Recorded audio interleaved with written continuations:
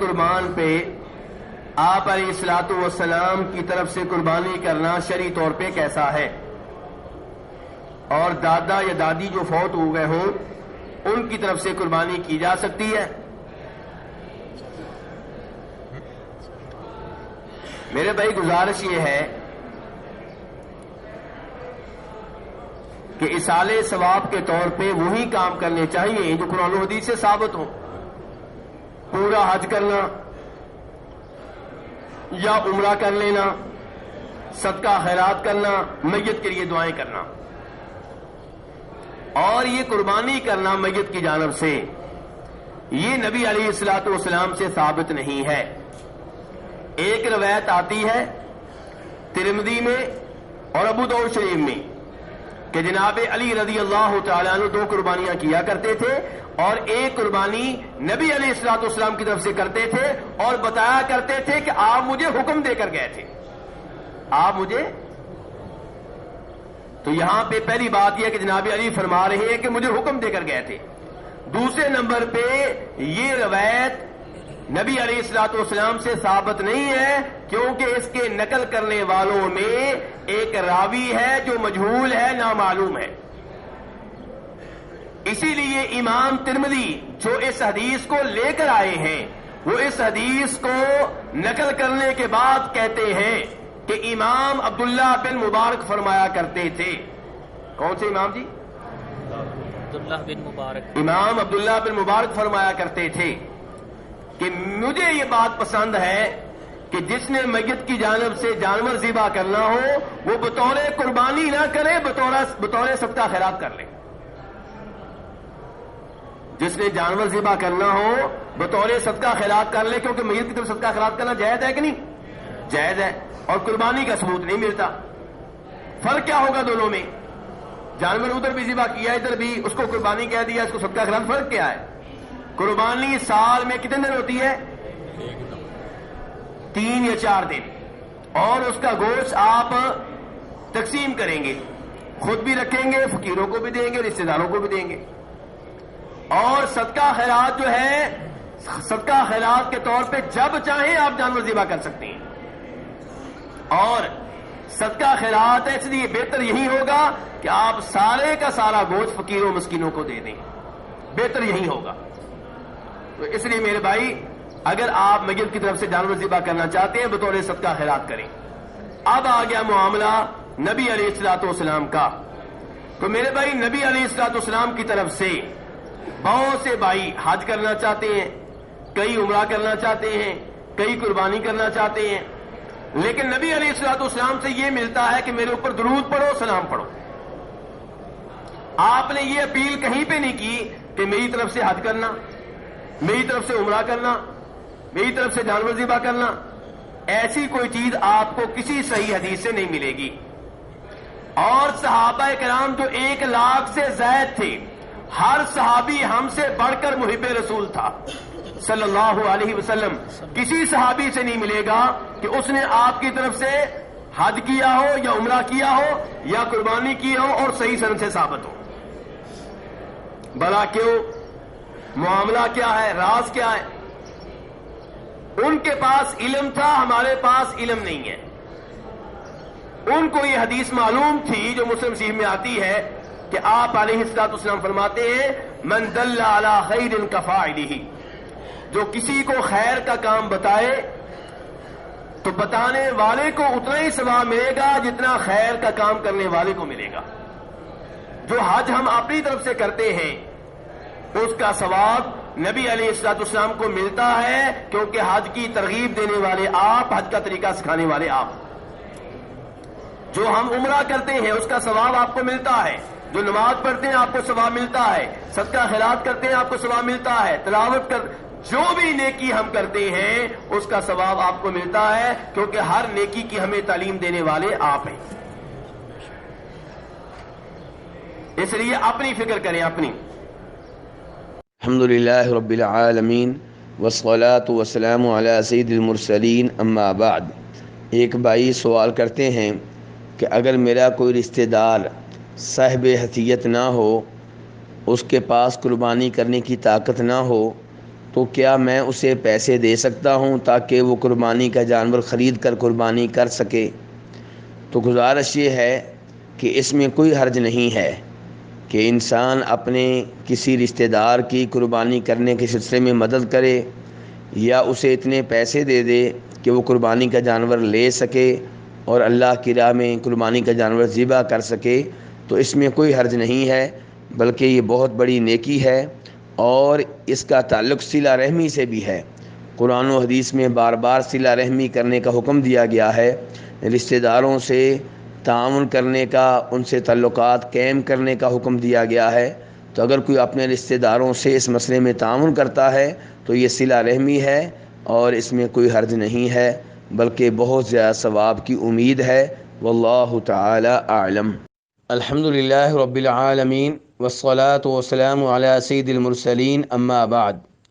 ایک بھائی سوال کرتے ہیں کہ ہم 3 بھائی دبئی میں اپنی اپنی قربانی کرتے ہیں اور ہمارے والد محترم پاکستان میں رہتے ہیں، لیکن ان کے پاس اتنی استطاعت نہیں ہے کہ وہ اپنی قربانی کر سکیں، تو کیا ہم تینوں بھائی مل کر ان کی قربانی کے سلسلے میں مدد کر سکتے ہیں؟ تو گزارش یہ ہے کہ اگر آپ اپنے والد صاحب کی اس سلسلے میں مدد کرتے ہیں تو یہ بہت اچھی بات ہے۔ اللہ رب العزت فرماتے ہیں وَبِالْوَالِدَيْنِ احسانا، کہ اپنے والدین کے ساتھ اچھا سلوک کرو۔ تو اگر آپ تینوں بھائی اپنے والد صاحب سے اس مسئلے میں ان کی مدد کرتے ہیں، ان سے تعاون کرتے ہیں، تو یہ بہت اچھی بات ہے، لیکن آپ تینوں بھائی اپنی اپنی قربانیاں بھی کرتے رہیں۔ والد صاحب کی مدد کرنے کے بعد اپنی قربانی نہ کرنا یہ درست نہیں ہوگا۔ اگر آپ تینوں صاحب استطاعت ہیں، اللہ نے آپ کو طاقت دی ہے قربانی کرنے کی، تو آپ تینوں اپنی جگہ قربانی کریں اور اس کے ساتھ ساتھ والد صاحب کی بھی مدد کریں، تو یہ بہت اچھی بات ہے۔ اللہ اس پہ آپ کو اجر و ثواب دے گا۔ واللہ تعالی اعلم۔ الحمدللہ رب العالمین والصلاة والسلام علی سید المرسلین، اما بعد۔ ایک بھائی سوال کرتے ہیں کہ وہ جانور جن کو قربانی کے طور پہ ذبح کیا جائے گا، ان میں اعتبار ان کے 2 دانتے ہونے کا ہوگا یا اعتبار ان کی اس عمر کا ہوگا جو علماء کرام نے بیان کی ہے؟ تو گزارش یہ ہے کہ نبی علیہ الصلوۃ والسلام نے یہ بتایا ہے کہ وہ جانور جو آپ قربانی کے طور پہ ذبح کریں وہ 2 دانتا ہونا چاہیے۔ چنانچہ امام مسلم رحمہ اللہ روایت کرتے ہیں جناب جابر بن عبداللہ رضی اللہ تعالیٰ عنہما سے، وہ کہتے ہیں کہ آپ صلی اللہ علیہ وسلم نے ارشاد فرمایا لا تذبحوا الا مسنہ، کہ 2 دانتے کے علاوہ کوئی جانور ذبح نہ کرو، یعنی کہ قربانی کے طور پہ وہ جانور ذبح کیا جائے گا جو 2 دانتا ہو۔ آپ فرماتے الا ان یعثر علیکم، لیکن اگر تنگی ہو، 2 دانتا جانور اس کا حصول مشکل ہو جائے، تو پھر تم بھیڑ کا کھیرا ذبح کر سکتے ہو۔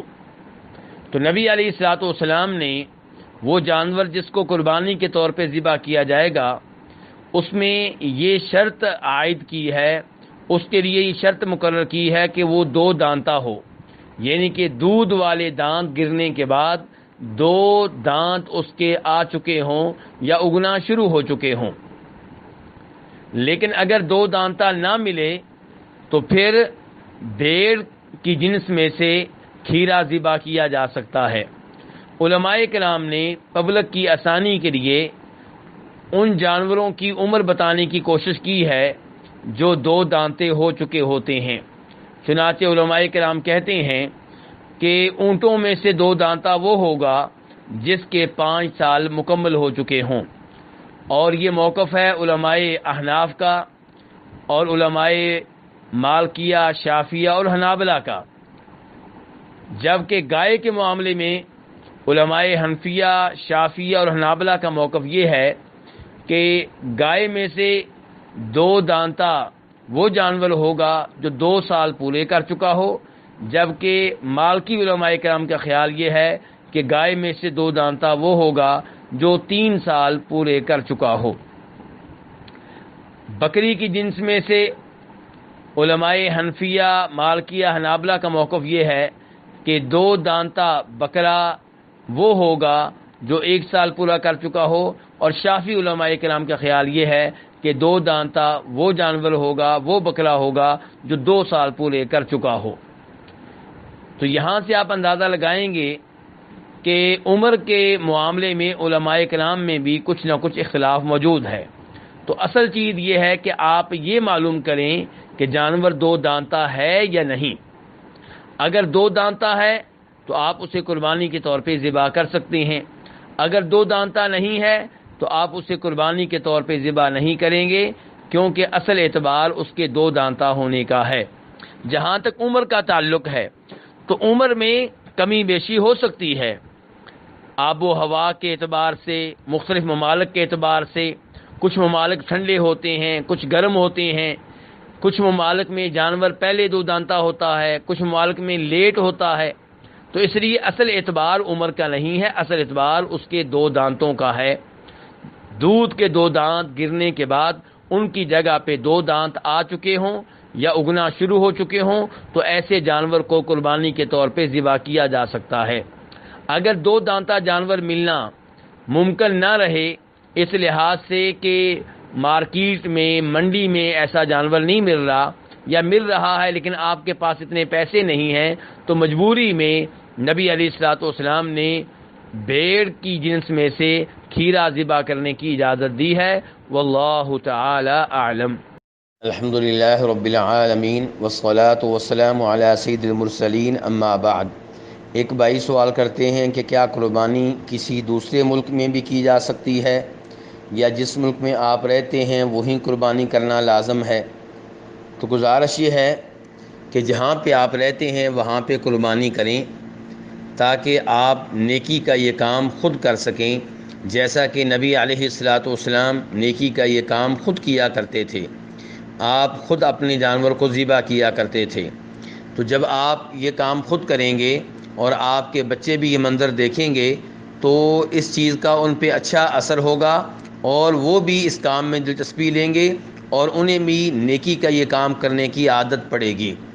لیکن اگر کسی مسلط کی وجہ سے آپ اپنی قربانی کسی اور جگہ کرواتے ہیں تو اس میں بھی کوئی حرج نہیں ہے۔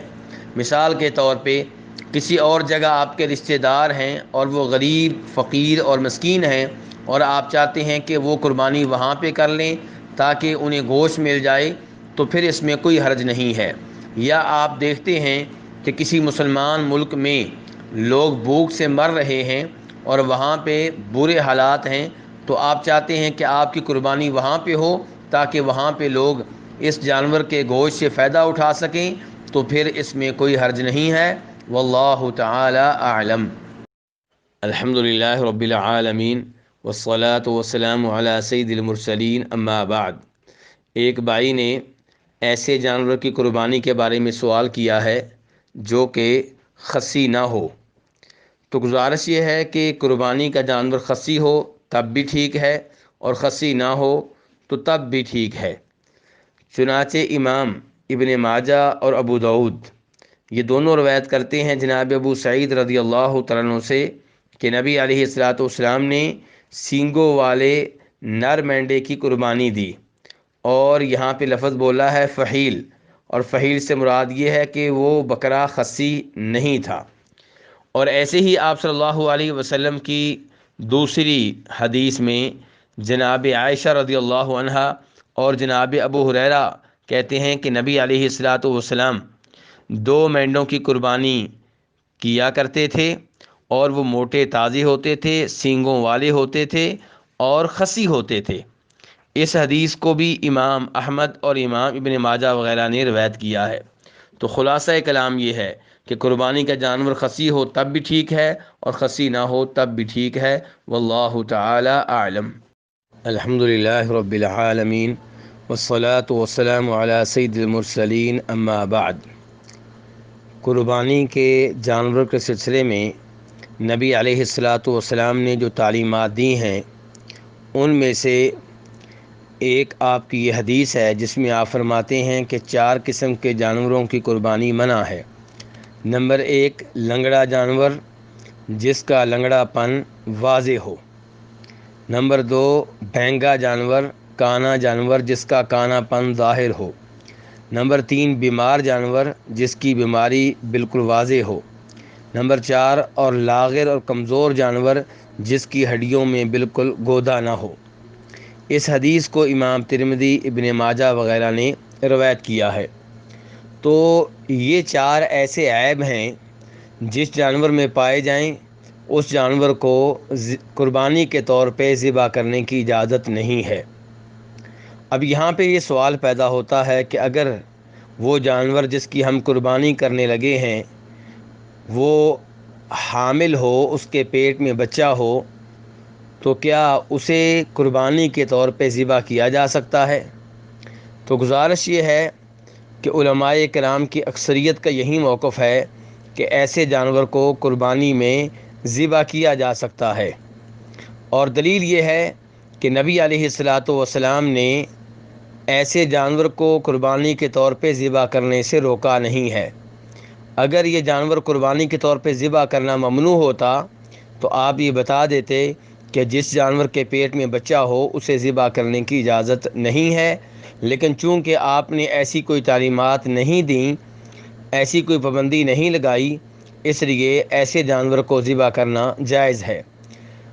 اب یہاں پہ ایک سوال اور پیدا ہوگا کہ جب ہم ایسے جانور کو ذبح کریں گے جس کے پیٹ میں بچہ ہے تو اس بچے کا کیا حکم ہوگا؟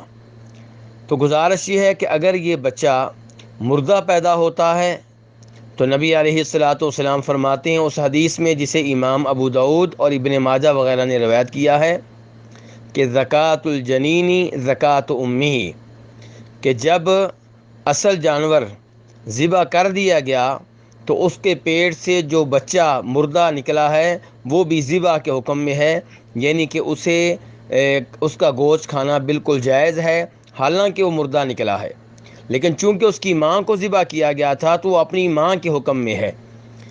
لیکن اگر وہ بچہ زندہ نکلے تو پھر اسے ذبح کرنا ہوگا۔ اگر ذبح نہیں کریں گے اور وہ ذبح کیے بغیر مر جاتا ہے تو پھر اس کا گوشت کھانا جائز نہیں ہوگا۔ واللہ تعالی اعلم۔ الحمدللہ رب العالمین والصلاة والسلام علی سید المرسلین، اما بعد۔ ایک بھائی سوال کرتے ہیں کہ ایک باپ اور اس کا بیٹا یہ دونوں ایک ہی گھر میں رہتے ہیں، لیکن ایک کا گھر اوپر ہے اور ایک کا گھر نیچے ہے، دونوں کا باورچی خانہ الگ ہے، دونوں کا کھانا الگ الگ تیار ہوتا ہے اور دونوں کا کاروبار بھی الگ ہے۔ تو اگر قربانی کے موقع پہ وہ ایک ہی جانور ذبح کریں، ایک ہی بکرا ذبح کریں، تو کیا یہ ایک بکرا ان کی طرف سے کفایت کر جائے گا؟ تو گزارش یہ ہے کہ باپ بیٹا جب کاروبار کے لحاظ سے الگ ہیں، باورچی خانے کے لحاظ سے بھی الگ ہیں، رہائش کے اعتبار سے بھی الگ ہیں، تو پھر ان کا قربانی میں ایک ہی بکرا ذبح کرنا درست نہیں ہوگا، بلکہ ان دونوں پہ واجب ہے، اگر وہ دونوں قربانی کرنے کی طاقت رکھتے ہیں تو ان دونوں پہ واجب ہے کہ ان میں سے ہر ایک اپنا بکرا الگ الگ ذبح کرے، یا پھر وہ کسی گائے میں یا کسی اونٹ میں حصہ ڈال لیں اور ہر ایک کا حصہ الگ ہوگا۔ واللہ تعالی اعلم۔ الحمدللہ رب العالمین والصلاة والسلام علی سید المرسلین، اما بعد۔ کیا ایک قربانی پورے گھر کی طرف سے کافی ہے؟ تو اس سوال کا جواب ہمیں اس حدیث سے ملتا ہے جسے جناب ابو ایوب انصاری رضی اللہ تعالیٰ عنہ روایت کرتے ہیں۔ ان سے سوال ہوا کہ نبی علیہ الصلوۃ والسلام کے زمانے میں قربانیاں کس طرح ہوتی تھیں؟ تو کہنے لگے کہ نبی علیہ الصلوۃ والسلام کے زمانے میں ایک آدمی ایک بکری کی قربانی دیا کرتا تھا، اپنی طرف سے بھی اور اپنے گھر والوں کی طرف سے بھی، اور پھر وہ قربانی دینے والے خود بھی کھاتے اور دوسروں کو بھی اس میں سے کھلایا کرتے تھے۔ بعد میں لوگ فخر کے طور پہ زیادہ جانور ذبح کرنے لگے تو اب حال وہ ہو گیا ہے جو آپ دیکھ رہے ہیں۔ اس حدیث سے یہ معلوم ہوا کہ ایک گھرانے کی طرف سے ایک قربانی کافی ہے، اور ایک گھرانے سے مراد وہ لوگ ہیں جن کا کھانا پینا اور خرچ وغیرہ مشترک ہیں۔ یہ لوگ ایک قربانی کی بکری دیں یا گائے یا اونٹ کا ایک حصہ قربانی دیں تو یہ ان سب کی طرف سے کافی ہو جائے گا۔ اس کی مزید تائید اس روایت سے ہوتی ہے جسے امام ابن ماجہ رحمہ اللہ روایت کرتے ہیں، اور اس میں جناب حذیفہ غفاری رضی اللہ تعالیٰ فرماتے ہیں کہ نبی علیہ السلام کے زمانے میں اور جو سنت طریقہ ہے وہ یہ ہے کہ ایک گھر والے ایک بکری یا 2 بکریاں ذبح کیا کرتے تھے، لیکن اب صورتحال یہ ہے کہ اگر ہم ایک بکری کی قربانی دیں تو ہمارے ہمسائے ہمیں بخیل کہنے لگتے ہیں۔ تو ان روایات سے معلوم ہوا کہ ایک گھر کی طرف سے ایک قربانی کافی ہے۔ واللہ تعالی اعلم۔ الحمدللہ رب العالمین والصلاة والسلام علی سید المرسلین، اما بعد۔ ایک بہن سوال کرتی ہیں کہ وہ حدیث جسے جناب ابو ہریرہ رضی اللہ تعالی عنہ اور ام المؤمنین عائشہ رضی اللہ عنہ روایت کرتی ہیں، اور امام ابن ماجہ نے اسے اپنی حدیث کی کتاب میں درج کیا ہے، جس کا مفہوم یہ ہے کہ نبی علیہ السلام 2 قربانیاں کیا کرتے تھے، اور آپ ایک قربانی اپنی امت کی طرف سے کیا کرتے تھے اور دوسری قربانی آپ اپنی طرف سے اور اپنی آل کی طرف سے کیا کرتے تھے۔ تو بہن کہتی ہیں کیا اس سے یہ ثابت نہیں ہوتا کہ میت کی طرف سے قربانی کرنا درست ہے؟ تو گزارش یہ ہے کہ صرف میت کی طرف سے جانور ذبح کرنا قربانی کے طور پہ، یہ چیز کسی صحیح سند سے نبی علیہ السلام سے ثابت نہیں ہے، اور اس بارے میں جو روایت ترمذی شریف اور ابو داؤد شریف میں آتی ہے کہ جناب علی رضی اللہ عنہ نبی علیہ السلام کی طرف سے قربانی کرتے تھے، اور ان سے سوال ہوا تو انہوں نے بتایا تھا کہ میں ایسا اس لیے کرتا ہوں کہ نبی علیہ السلام نے مجھے اس بات کی وصیت کی تھی۔ تو گزارش یہ ہے کہ وہ روایت ضعیف ہے، نبی صلی اللہ علیہ وسلم سے ثابت نہیں ہے۔ اسی لیے امام عبداللہ ابن مبارک رحمہ اللہ کا یہ کہنا ہے کہ اگر میت کی طرف سے جانور ذبح کرنا ہو تو بطور صدقہ خیرات کیا جائے، بطور قربانی نہیں، کیونکہ میت کی طرف سے صدقہ خیرات کرنا حدیث سے ثابت ہے، لیکن قربانی کے طور پہ میت کے لیے جانور ذبح کرنا یہ نبی علیہ السلام سے ثابت نہیں ہے۔ رہی وہ حدیث جسے امام ابن ماجہ نے اپنی کتاب میں درج کیا ہے، اور جناب عائشہ اور جناب ابو ہریرہ نبی علیہ السلام سے روایت کرتے ہیں کہ آپ 2 جانور ذبح کرتے تھے، ایک اپنی امت کی طرف سے اور ایک اپنی طرف سے اور اپنی آل کی طرف سے۔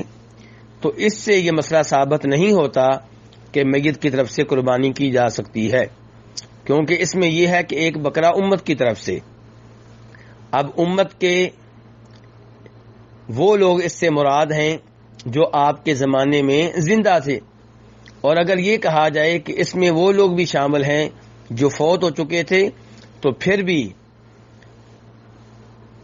میت کی طرف سے الگ سے جانور ذبح کرنے کی دلیل اس سے نہیں ملے گی، بلکہ پھر بھی یہ کہنا پڑے گا کہ نبی علیہ السلام نے امت کی طرف سے قربانی کی، اور اس میں امت کے زندہ لوگ بھی شامل تھے اور فوت شدہ بھی، لیکن خصوصی طور پہ میت کے لیے بکرا ذبح کرنا اس کی کوئی دلیل نہیں ہے۔ تو خلاصہ کلام یہی ہے کہ میت کی طرف سے قربانی کرنا یہ نبی علیہ السلام سے ثابت نہیں ہے۔ البتہ جب ہم لوگ پورے گھر کی طرف سے قربانی کرتے ہیں تو ممکن ہے اس میں وہ لوگ بھی شامل ہو جاتے ہوں جو ہمارے گھر میں فوت ہو چکے ہوتے ہیں۔ اللہ رب العزت سے دعا ہے کہ ہمیں اللہ تعالی نبی علیہ السلام کی شریعت پہ چلنے کی توفیق عنایت فرمائے۔ الحمدللہ رب العالمین والصلاة والسلام علی سید المرسلین، اما بعد۔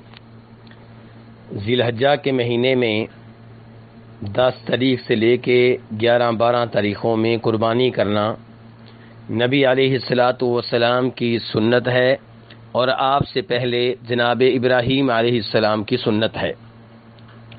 اس سنت پہ عمل کرنا چاہیے اور اس سنت کو اپنانا چاہیے۔ نبی علیہ الصلاۃ والسلام قربانی کے بارے میں تاکید کرتے ہوئے، حکم دیتے ہوئے یہاں تک فرماتے ہیں کہ من وجد سعة فلم يضحي فلا يقربن مصلانا، کہ جس کے پاس قربانی کرنے کی طاقت ہو، گنجائش ہو، پھر بھی قربانی نہ کرے تو وہ عید کے دن ہماری عیدگاہ کے قریب بھی نہ آئے۔ اس سے اندازہ لگایا جا سکتا ہے کہ قربانی کرنا کس قدر ضروری ہے۔ اس حدیث کو امام ابن ماجہ رحمہ اللہ نے روایت کیا ہے اور شیخ البانی نے حسن درجے کی قرار دیا ہے۔